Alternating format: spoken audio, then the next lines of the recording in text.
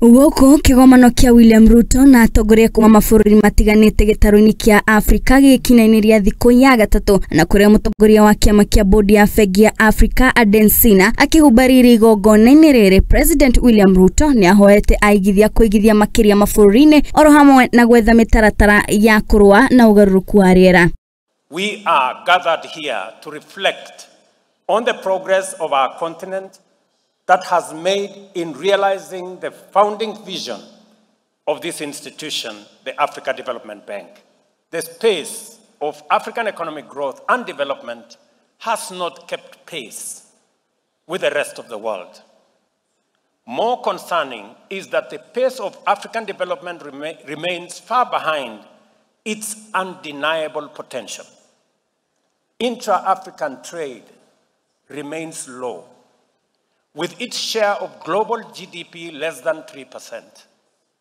Africa's share of global trade is also low, at just about 2%, and our exports are primarily unprocessed produce and raw materials. William Ruto oroho ni agwetete mathina maria Bengi ino ya gitaru kia Afrika ikoretwo ikigerera guku akienda aigithia kuongera kigina kia uigithia nginyagia dola bilioni 25 cia bururi wa Amerika niguo kurahura na kuhura njeki motungata ma Bengi ino.